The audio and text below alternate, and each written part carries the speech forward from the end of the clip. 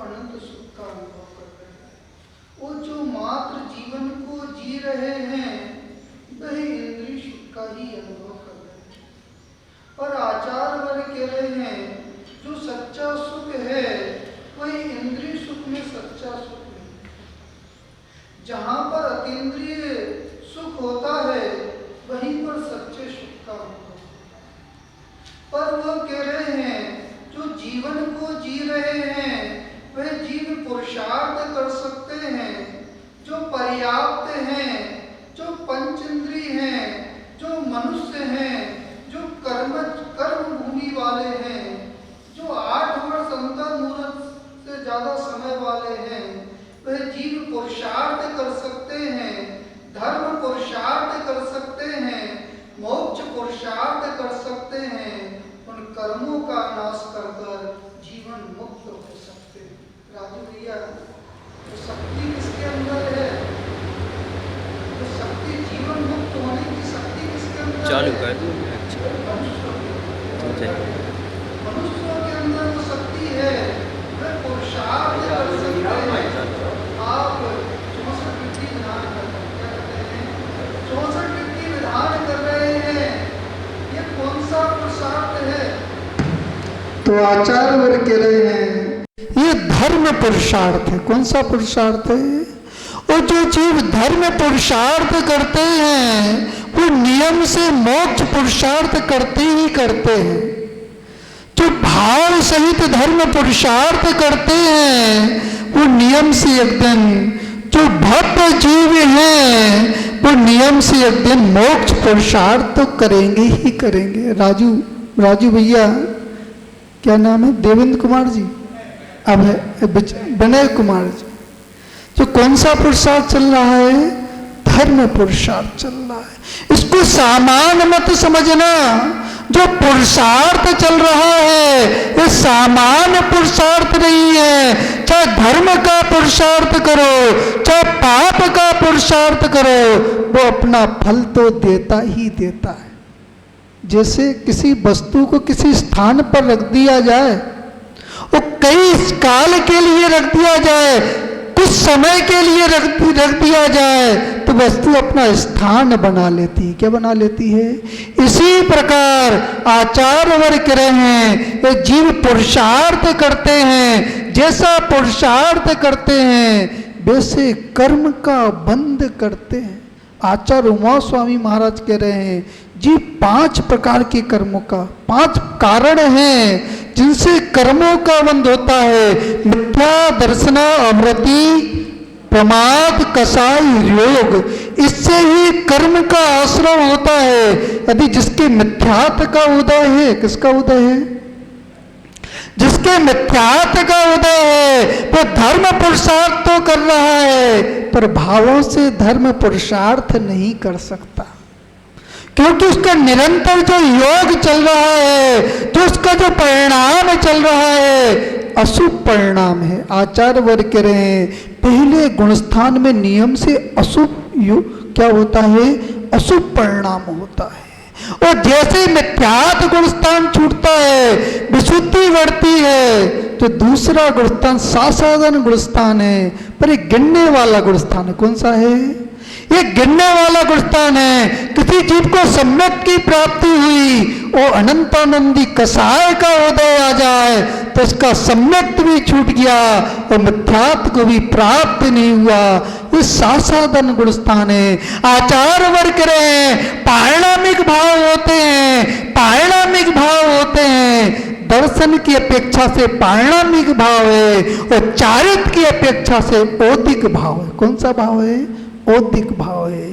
पर आचार्य वर्ग करे दूसरे गुणस्थान में यदि जीव की आयु का बंध हो तो आचार्य वर्ग करे भाई नरक आयु का बंध नहीं करेगा।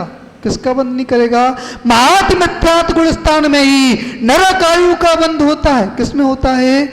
नरक आयु का बंध महात मिथ्यात्व गुणस्थान में होता है। तो सम्यक दृष्टि जीव हैं उनकी नरक आयु का बंध होने वाला नहीं। मिश्र गुणस्थान, तीसरा गुणस्थान कौन सा है? मिश्र गुणस्थान। आचार्य वर्ग कह रहे हैं यहाँ पे मिश्र प्रगति का उदय है, मिथ्यात् और सम्यक प्रगति का उदय है। यहाँ पे ना आयु का बंध होता है ना मरण होता है। सिद्धांत है, क्या है, कितना अच्छा लग रहा है। आचार्य वर्ग करे जो भव्य जीव हैं, आगम की बात सुनते हैं, उनका हृदय गदगद हो जाता है। क्या होता है? और जो आवृत्ति मिथ्या गुणस्थान है, सम्यक गुणस्थान है, तो आचार्य वर्ग करें जो चतुर्गुण स्थानवर्ती जितने भी जीव हैं, यदि आयु का बंध करें, जो मनुष्य हैं उनकी देव आयु का बंध होगा, और देव बंध करें तो उनका मनुष्य आयु का। सिद्धांत है, क्या है?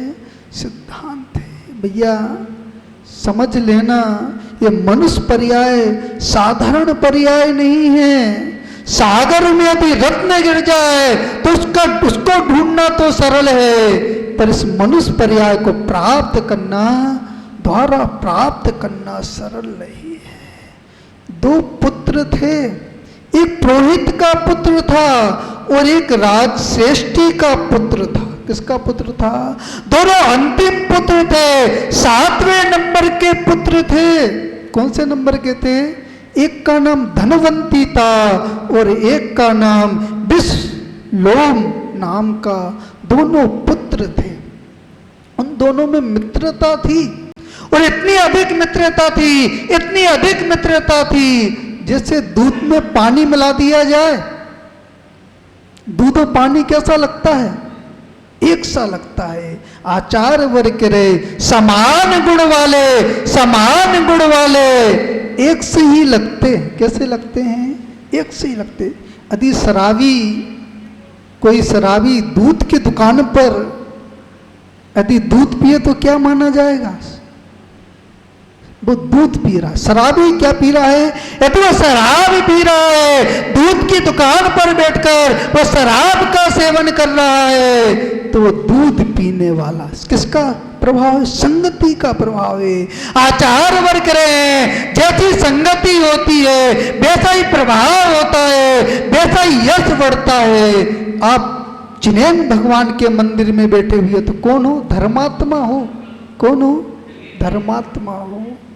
और वही मंदिर का पुजारी, वही मंदिर का पुजारी यदि जुए खाने में चला जाए तो धर्मात्मा समझा जाएगा। किसका प्रभाव? संगति का प्रभाव है। आचार्य वर्ग रहे जैसी संगति होती है, जीव की जैसी संगति होती है, वैसी उसकी मति हो जाती है। क्या होती है? संगति का जीवन में बहुत बड़ा प्रभाव पड़ता है। वो आचार्य वर्ग के रहे गुरु की शरण में जाओगे, भगवान की शरण में जाओगे तो आपके विचार निर्मल होंगे, विचारों में निर्मलता होगी, और गुरु और देव की शरण छूट जाएगी तो आपके विचारों में निर्मलता आने वाली नहीं। दोनों वृद्धि को प्राप्त हो रहे थे, और जैसे वृद्धि को प्राप्त हुए व्यसन लग गए। क्या लग गए? सत व्यसन से युक्त हो गए। वो सत व्यसन से युक्त हो गए, उनकी आदत पड़ गई, चोरी करने की आदत पड़ गई। आचार्य वर्ग कह रहे हैं जब जीव की आदत खराब होती है तो वो कितना भी पुरुषार्थ करे, कितना भी पुरुषार्थ करे, वो धर्म ध्यान नहीं कर सकता। विचार करना भैया, विचार करना, अपनी इस परिणति का चिंतन करना। यदि आपकी परिणति सही है, आपकी परिणति सही है, तभी आपका मंदिर में धर्म ध्यान हो सकता है। और परिणति सही नहीं है, परिणति सही नहीं है, तो आपका मंदिर में भी मन लगने वाला। वह जीव बैठा हुआ था, भगवान के समोसन में बैठा हुआ था, साक्षात तीर्थंकर भगवान बैठे हुए थे, समोसन लगा हुआ था, और मान उत्पन्न हो गया, अभिमान उत्पन्न हो गया, मुझे तीर्थंकर बनना है। आपको मान उत्पन्न तो नहीं होता महाराज? हमारा मान तो मंदिर में ही प्रकट होता है। कहाँ प्रकट होता है? मंदिर में ही प्रकट होता है। यदि प्रशंसा हो रही हो, सवा लगी हुई हो, और आपका नाम छूट जाए तो कैसा लगता है? फिर भगवान समझ में आते, फिर जिनवाणी समझ में आती, फिर गुरु समझ में आते। आचार्य वर्ग कह रहे हैं जिनके अंदर मान कसा है, जिनके अंदर मान कसा है, वो धर्म ध्यान नहीं कर सकते।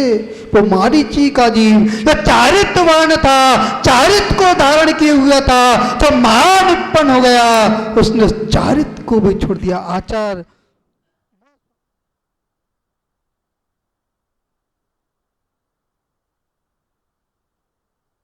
दर्शन होना चाहिए, क्या होना चाहिए? अभी आपका श्रद्धान सही है, तभी आपका ज्ञान सही है, तभी आपका चारित्र सही है। यदि आपका श्रद्धान सही नहीं है, नमो का मन पढ़ते कि नहीं पढ़ते? भैया कहाँ से नमो का मन पढ़ते कि नहीं पढ़ते? कितनी बार पढ़ लेते? पर आचार वर्ग मंत्र का प्रभाव पड़ रहा है कि नहीं पड़ रहा है? आचार तक रहे, कभी मंत्र का प्रभाव पड़ रहा है, कि आपकी विशुद्धि बढ़ रही है, कभी जिनाला में भेद समझ में नहीं आ रहा, गुरुओं में भेद समझ में नहीं आ रहा, जिनवाणी में भेद समझ में नहीं आ रहा, तभी आपका नमोकार मंत्र पढ़ना और भेद समझ में आ रहा है, भेद समझ में आ रहा है, तो आचार वर्ग रहे आपका नमोकार मंत्र पढ़ना सिर्फ द्रव्य नमोकार मंत्र पढ़ रहे हो, क्या पढ़ रहे हो? द्रव्य से नमोकार मंत्र पढ़ रहे हो, भावों से नमोकार मंत्र नहीं पढ़ना। जल का नमो लोहे सभ्य सागुणम नमो अरिहंताड़म, इस संसार में जितने भी अरिहंत हैं उनको मैं नमस्कार करता हूँ, जितने भी दिगंबर संत हैं उनको नमस्कार करता हूँ। आचार्य वर्ग रहे, यदि आपने परीक्षा करने बैठ गए, आप परीक्षा करने बैठ गए, तो आचार्य वर्ग रहे वो भी सही श्रद्धा। वो राजा सैनिक चला जा रहा था, वो दो देव परीक्षा करने आ गए। कौन आ गए? दो देव परीक्षा करने आ गए। एक छाया सम्यक दृष्टि जीव है, आचार्य वर्ग रहे तो छाया सम्यक दृष्टि जीव होता है, उसकी अनंतानुबंधी कसा है मिथ्यात्व, वो सम्यक मिथ्यात्व, वो सम्यक दर्शन मोहिनी कर्म का क्षय होता है, तब जाके वो छाया सम्यक दृष्टि होता है। और जिसका जो छाया सम्यक दृष्टि होता है उसका सम्यक दर्शन चलायमान नहीं होता है। जो क्षोभ वाले होते हैं उनका सम्यक दर्शन तो चलायमान हो सकता है, जो उपसम वाले हैं उनका सम्यक दर्शन अंतर्मुरट कहता है, तभी उत्तम सम्यक दर्शन वाले हैं तो वो अंतर्मुरट में क्षोभ को प्राप्त कर लेंगे, ख्यात को प्राप्त कर लेंगे, ख्यात को प्राप्त कर लेंगे। तो वह राजा शैणिक चला जा रहा था तो दो देव आ गए। कौन आ गए? दो देव आ गए, परीक्षा करने के लिए आ गए। परीक्षा किसकी होती है? पापी की परीक्षा नहीं होती, किसकी परीक्षा होती है? जो सत्य को धारण किए हुए हैं, आचार्य वर्ग रहे हैं, जो सत्य को धारण करते हैं, उनकी परीक्षा होती है, पापियों की परीक्षा नहीं होती। किसकी परीक्षा होती है? तो आचार्य वर्ग रहे सत्य परेशान तो हो सकता है और पराजित नहीं। तो राजा शैणिक चले जा रहे थे, दो देवों ने छाया सम्यक दृष्टि, इसका सम्यक दर्शन चलायमान नहीं हो सकता, प्रक्रिया से नाव बनाई, क्या बनाई? एक नौका बनाई और उसमें मुनिराज बैठे हुए हैं, एक मुनिराज का रूप धारण करता है और एक आरिका का रूप धारण किया। तो वो भी आरिका गर्भवती है, वो गर्भवती आरिका है और मुनिराज मछली पकड़ रहे हैं। किसको पकड़ रहे हैं? जब उस छाया सम्यक दृष्टि जीव ने ये दृश्य देखा, ये दृश्य देखा, तो नतमस्तक हो गया। मछली पकड़ तो नतमस्तक हो गया, तो मिथ्या दृष्टि होना चाहिए। आचार्य वर्ग कह रहे हैं जैसा वस्तु का स्वरूप है वो नग्न अवस्था को देख रहा है, अरिहंत अवस्था को देख रहा है, दोषों को नहीं देख रहा। किसको नहीं देख रहा? आचार्य वर्ग कह रहे हैं जो दूसरे के दोषों को देखते हैं वो सम्यक दृष्टि नहीं हो सकते। यदि कमी लग जाए तो स्थितिकरण करना चाहिए। क्या करना चाहिए? जो सम्यक दृष्टि जीव होते हैं वो स्थितिकरण करते हैं, निंदा नहीं करते। क्या नहीं करते? वो जो निंदा करते हैं वो सम्यक दृष्टि नहीं हो सकते। क्या नहीं करते? वो निराश के रूप को देख रहे थे, उनके स्वरूप को देख रहे थे, तो फिर उनको स्थितिकरण किया, उनका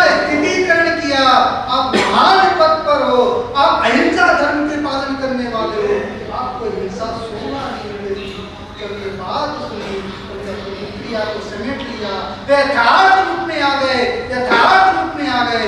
देवों ने उनकी प्रशंसा की, उनकी पूजा की।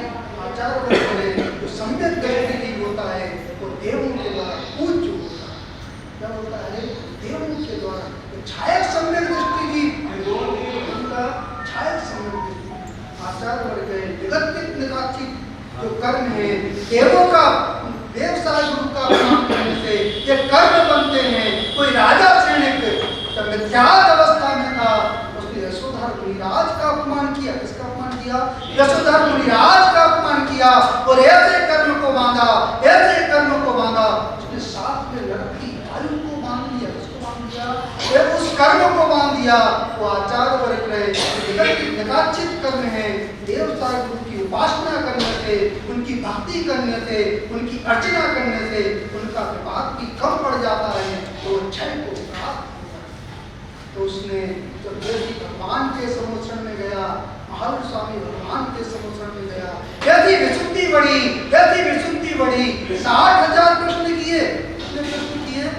60,000 प्रश्न किए और ऐसे पुण्य का संचय किया, दर्शन मुनि प्रगति का क्षय कर लिया। तो छायक सम्यक दृष्टि हो गया, हो गया छायक सम्यक दृष्टि हो गया। वो आचार वर्ग करे छायक सम्यक दर्शन केवली के पाद मूल में होता है। तो तीर्थंकर प्रगति का वन भी केवली के पाद मूल में होता है। कितनी उपासना कर रहे हो राजू भैया? कराटे से आए हो, कितनी उपासना करने आए हो? जो हरिहंत भगवान 64 रिद्धि से संपन्न हैं उनकी उपासना करने आए हो। और आप लोग कहाँ से हैं? राजस्थान से। तो आपका भी पुण्य है, अभिनंदन है। आचार वर्ग करे जीवों का जैसा पुण्य होता है वैसे स्थान पर पहुंच जाता है। कहाँ पर बैठे हुए हो?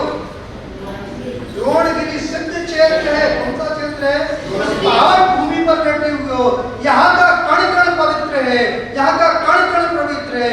यहाँ से ऐसा कोई स्थान नहीं जहाँ से मुनिराज मोक्ष मिले। किसको प्राप्त करने आए हो?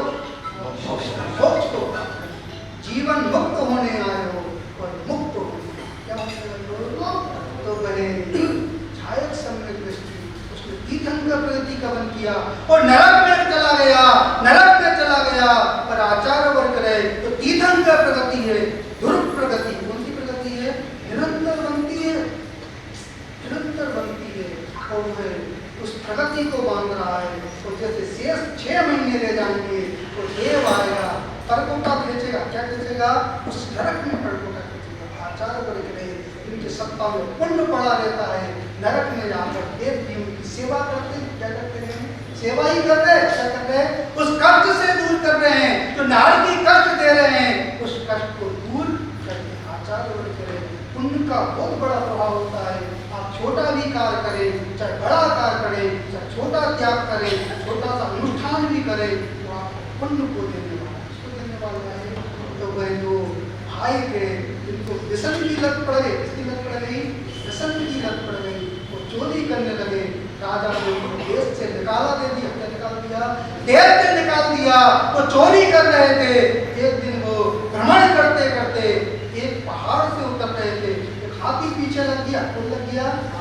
हाथी पीछे। आपके पीछे लगा हुआ है कि नहीं? हाथी लगा हुआ है कि नहीं? काल रूपी हाथी लगा हुआ है। क्या लगा हुआ है? काल रूपी हाथी आपका पीछा करता है। प्रति समय आयु के निषेध कर रहे हैं। जो आत्मा में जो कर्म बंधे हुए हैं, जो आयु कर्म बंधा हुआ है, आचार्य वर्ग करे अभी जी मरण कर रहा है। तो जीव प्रति समय जो आयु के निषेध में कर रहे हैं। बैठे बैठे जाना है कि लेटे लेटे जाना है? बैठे बैठे जाना है कि लेटे लेटे जाना है? पुरुषार्थ कैसा चल रहा है? बैठे बैठे जाने का चल रहा है कि लेटे लेटे जाने का चल रहा है?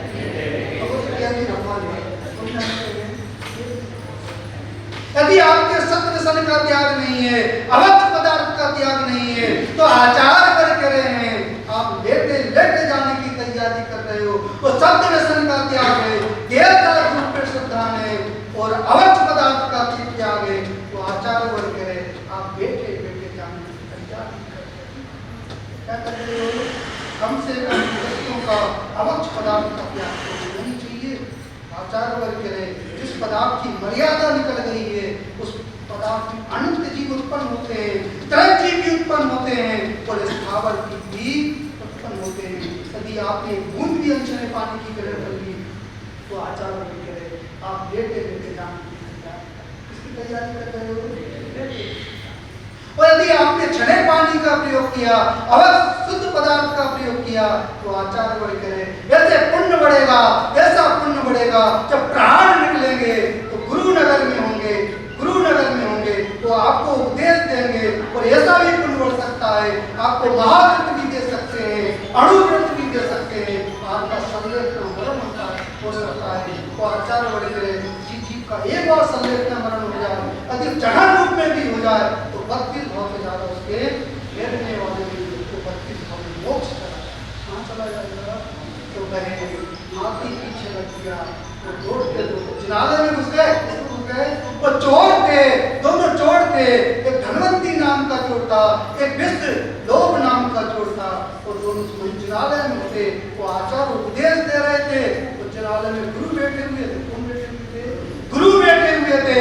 वो उपदेश दे रहे थे, नियम दे रहे थे। जो व्रत होते हैं, जो नियम होते हैं, वो निर्माण का कारण होते हैं, आगामी भाव में सुख का कारण होते हैं। वो उपदेश दे रहे थे, वो उपदेश दे रहे थे। तो उन लोगों ने कान में उंगली डाल दी, एक ने तो कान में उंगली डाल दी और एक ने आंख बंद कर दी। आचार्य वर्ग करें जो विद्या दृष्टि की होते हैं, गुरुओं को देखते मुंह फेर लेते, मुंह फेर लेते हैं। जो गुरु के वचन होते हैं उनको वो अच्छे नहीं लगते, विद्या दृष्टि को तो विद्या दृष्टि के ही वचन अच्छे लगेंगे। और जो सम्यक दृष्टि जी में, जो सम्यक दृष्टि जी में, उनको सम्यक दृष्टि के ही वचन अच्छे लगेंगे। भावों के मटके सीधे हो रहे कि नहीं हो रहे? भावों के मटके सीधे करना क्या करना है? जब भाव का मटका सीधा होगा तो उसमें जल प्रवेश करेगा, सम्यक का जल प्रवेश करेगा। तो आचार्य वर्ग करे यहाँ पे सम्यक दर्शन होता है, वहीं पर सम्यक ज्ञान समझ में आता है। तो गुरु उपदेश दे रहे थे, एक ने तो कान में उंगली डाल दी, एक ने कान में उंगली डाली, वो चरणों में बैठ गया। मुझे भी नियम चाहिए भैया, महाराज के पास आना, गुरुओं के पास आना, घर की संपत्ति मत मांगना। आचार्य वर्ग करे जो परिवार की संपत्ति है वो पत्नी का कारण है, वो आत्मा की संपत्ति की मांगोगे तो वो उससे ऐसा आशीर्वाद मत मांगना जिससे आपका संसार बढ़ जाए। आपको व्रत मांगना, संयम मांगना और अपने चार्य को दिखाने की भावना। तो वह चरणों में बैठ गया और कह रहा मुझे नियम दे दो। तो गुरु ने नियम दिया, आज से तुम्हारा नियम है एक ऐसे व्यक्ति का दर्शन करना है, ऐसे व्यक्ति का दर्शन करना है जिसका मूड मुड़ा हुआ हो। क्या मुड़ा हुआ हो? मूड मुड़ा हुआ हो, उसके दर्शन करना, तभी भोजन को ग्रहण करना। आचार्य वर्ग करे तो दिगंबर साधु होते हैं, वो भावों के पारखी होते हैं, भावों के पारखी होते हैं। दिगंबर साधु को सामान्य मत समझना। क्या नाम है? बहन कुमार जी, कभी भी दिगंबर साधु को सामान्य मत समझना। चाहे प्रवचन करना जाने या नहीं जाने, चाहे उपदेश देना जाने या नहीं जाने, चाहे साथ का वाचन करना जाने या नहीं जाने, अब दिगंबर साधु सामान्य नहीं होता, तो विशेष होता है। क्या होता है? उसको सामान समझ लिया, अपने ज्ञान को श्रेष्ठ समझ लिया, अपने चारित्र को श्रेष्ठ समझ लिया। तो आचार्य वर्ग कहे तुम्हारा धर्म काम होगा तो वह चरणों में बैठा होगा। गुरु ने मार्ग दिखाया, ऐसे व्यक्ति का तुमको दर्शन करना है, इसका मूड मुड़ा होगा। क्या मुड़ा होगा हो? तो कहे उसने नियम ले लिया, वो भोजन के लिए बैठा, गुरु का उपदेश याद आ गया। क्या याद गया? तो जो है उसके पास में कुम्हार रहता था। कौन रहता था? जिसका मूड मुड़ा हुआ था, उसकी तलाश में चला गया और जिसकी तलाश में गया, खदान में गया, कहाँ गया? मिट्टी खोद रहा था। और मिट्टी खोद रहा था, वो मिट्टी नहीं खोद रहा था, उस व्यक्ति का पुण्य खोद रहा था। किसको खोद रहा था? तो 27 का पुण्य बढ़ा हुआ था, तो नियम से पुण्य बढ़ा हुआ था, उस पुण्य को खोद रहा था। जैसे मिट्टी को खोदा, उसमें स्वर्ण का घड़ा निकल आया। तो व्यक्ति सोच रहा है सामने वाले व्यक्ति ने मुझे देख लिया, धन निकल आया। क्या निकल आया? धन निकल आया। तो वो आकर उसने आधा एक नियम लेने से मुझे अपने धन की प्राप्ति हुई और पुनः गुरु के पास पहुंचा और दूसरा दिया, उसने दूसरा नियम दिया। गुरु ने उपदेश दिया जो बलि आदि से आटे से तैयार किए हुए जो बलि आदि के पशु होते हैं उसका भोजन मत करना। आपका नियम है कि नहीं है? नियम होना चाहिए। जो बलि आदि में जो द्रव दी जाती है उसको ग्रहण नहीं, उसको महान पाप है। क्या है? यदि आप उसको ग्रहण करते हो महान पाप। और उसने नियम ले लिया, वो चोरी करते हुए चला जा रहा था, अपनी मंडली के साथ चला जा रहा था। एक बेल, आटे का बेल पड़ा हुआ था, लोगों ने उसका भोजन तैयार किया। वो शादी में उन्होंने भोजन तैयार किया। वो आटे का जो बेल था वो मिश्रित था। इसका जो बेल, जो सर्प ने उसको झूठा कर दिया था, अपना विष उस पर छोड़ दिया।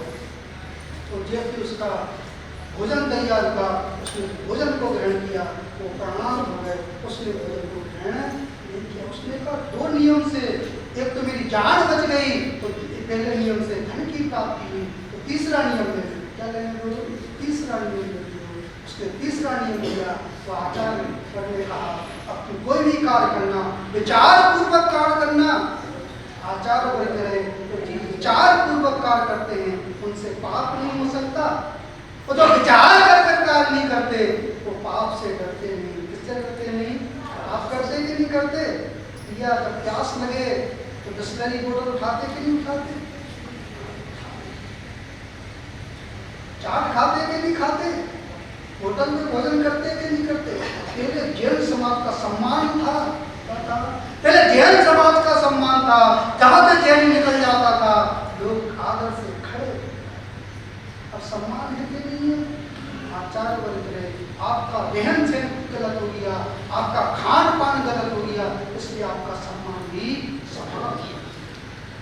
आचार्य वर्ग रहे, आज भी आपका रहन सहन सही हो जाए और आपका खान पान सही हो जाए तो पुनः आपका सम्मान स्थापित। समझ में आ रहा कि नहीं आ रहा? मतलब पड़ोसी की बात करते हैं, किसकी बात करते हैं? पड़ोसी की बात करते हैं। जब स्वयं की बात आती है पड़ोसी की निंदा करते हैं, किसकी निंदा करते हैं? और जब स्वयं की बात आती है, और आचार्य वर्ग के रहे तो स्वयं की निंदा करता है, तो स्वयं की निंदा करता है कोई मोक्ष मार्गी होता है, जो पर की निंदा करता है वो नरक वासी। नीच गति का द्रव आता है, इसका नीच गति का द्रव आता है वो आचार्य वर्ग के, नीच गोत्र का द्रव आता है वो नरक आयु का वही आता है। इसका द्रव आता है नरक। नियम होना चाहिए, हम किसी की निंदा, तभी धर्म ध्यान हो सकता है। तो वह तीसरा नियम दिया, वो अपने घर में प्रवेश किया तो माँ और बेटी लेटे हुए थे, पत्नी और माँ लेटे हुए थे। तो उसको क्रोध आ गया कि मेरे कक्ष में कौन लेटा हुआ है। गुरु की बात याद आ गई कि विचार पूर्वक कार्य करना तो थोड़ा भेद करता है। तो जैसे ही देखता है तो माँ और पत्नी मेरे द्वारा बहुत बड़ा खंडित हो जाता है। उसको धर्म का मार्ग समझ में आ गया, अब संसार को त्यागना है। तीन नियम से मेरा परिवार भी बच गया, जो धन की प्राप्ति भी हुई, मेरे प्राण भी बच गए, तो महान धर्म को धारण करना है। तो गुरु के चरणों में गया, उसने महाव्रतों को धारण किया। तो आचार्य वर्ग गए, उसने महाव्रतों को धारण कर संलेख का मरण किया तो स्वर्ग में भी वो आचार्य वर्ग गए जो कर्मों का क्षय करते हैं और छपक श्रेणी पर घाटिया कर्मों का क्षय करते हैं। 64 वृत्तियाँ प्रकट होती हैं, तो जहाँ पर 64 वृत्तियाँ होती हैं वहाँ पर केवल भावना आते हैं। तो जहाँ पर 64 वृत्तियाँ होती हैं जीवन मुक्त हो जाता है। और जैसे आत्या कर्मों का क्षय होता है तो जीव मुक्त हो जाता है, कर्मों से मुक्त हो जाता है। और जो जीवन मुक्त होते हैं, जो कर्मों से मुक्त होते हैं, उन्हीं का जीवन सार्थक होता है। अंत में भावना आते हैं, आपके जीवन मुक्त हो और कर्म मुक्त हो, तभी आपका जीवन सार्थक हो।